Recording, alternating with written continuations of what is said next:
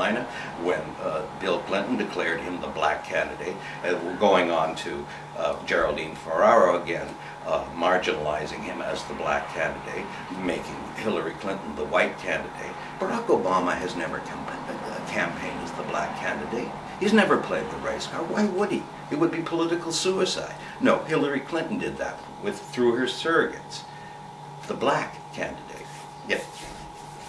So, all in all, based on their that's enough of that. Based on their performance over the last three months in this protracted Democratic primary process, I would say on the basis of looking at Barack Obama's performance in all aspects of it, he would make a fine president. I'm sure he would make a fine president, and he might even make a great president.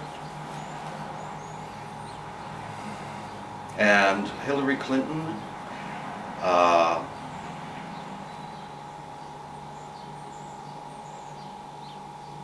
no, I'm sorry. I think she should be kept as far away from the White House as humanly possible. You know, this thing when during the debates when she was asked by a voter via the internet. I'm 38-year-old woman.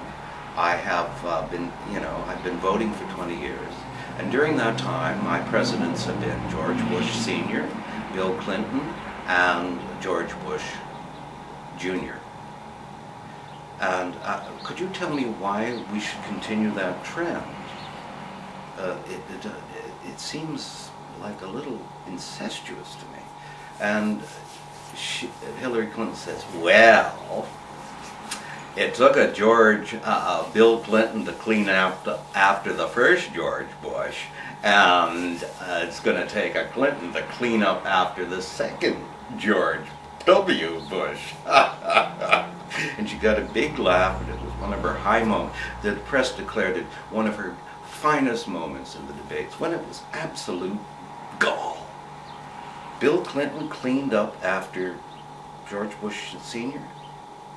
He left the White House, a peat bog of corruption, in disgrace, which opened the door for, George Bush the second, or whatever his name is, but not George Bush the second. The Grand Inquisitor Torquemada, alias Dick Cheney. He came in and put America on the rack. That's what Bill Clinton did, and now she's she's going to clean up after him. I don't think so. It's just going to be, I can't see any reason for thinking that the White House won't be just as sleazy and just as corrupt, if not more so, than when they left the White House for the last time. Anyway, I'm being very negative, and I think that's what I feel. And as far as the Republicans go, we haven't seen enough of their campaign to have any assessment of what John McCain's White House would look like. I mean, whenever he's faced with any kind of resistance from, like, Mitt Romney during one of the debates, or a reporter from the New York Times, he gets very testy, very snide, very has to control his temper. That's just, a moderate amount. And he's had there's been no real opposition, and I think personally, it appears that he's going to be following the footsteps of George W. Bush, except that he's not going to be dancing on the end of a puppet strings controlled by his vice president. You can be pretty sure of that. And he's nothing like Bush. If Bush is a combination of the mouse that roared and Alfred E. Newman, John McCain is and Rambo. You know, it's not going to be George W. Bush light. It's going to be George W. Bush very heavy. And that's scary. I think it would have been a more interesting choice for the Republicans to nominate either Mitt Romney and or Mike Huckabee, and that team of them would have at least been a little interesting. No. Anyway, so enough said about that. And there's one final thing. I don't know how much time I have left, but probably not much. And the other thing I wanted to comment, and this is something that has been commented on very ably by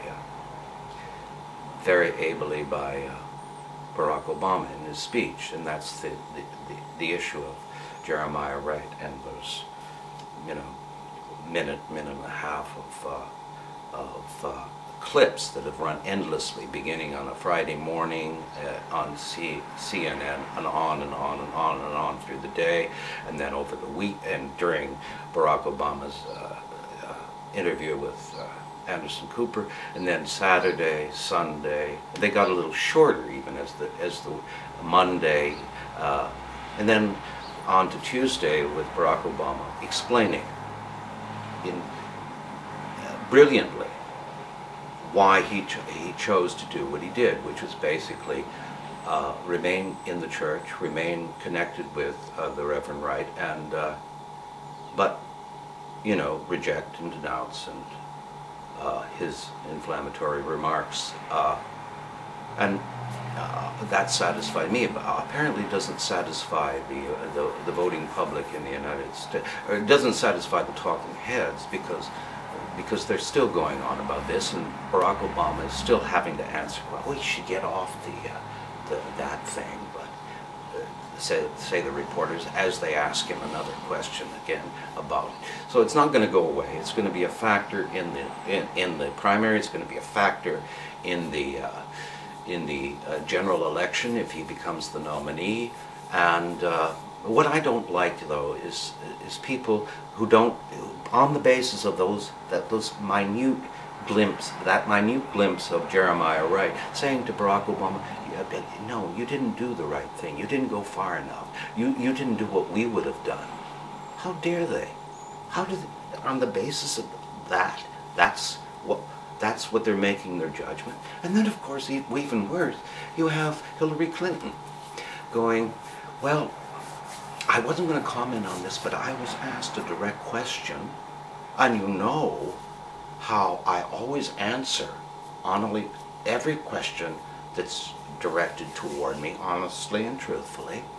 And I've got to say, hypothetically, if I was in that church, a hypothetical 20 years ago, and a hypothetical preacher was making those hypothetical remarks, I would have hypothetically left the church and told that guy off in no uncertain terms. You wouldn't find me, because you can choose, you can't choose your family, but you can choose your preacher, your hypothetical preacher. Yes, you can. And this is coming from a woman who has made, not hypothetically, but some very real choices about another important figure in American politics, whether to stay or leave. And this is over the course of 20 years too. And nobody's asking her why. And what this says about her character, and what this says about her judgment. Anyway, I have an opinion on these tapes, and it can't be an informed opinion, because I would not make an informed opinion about anything based on that kind of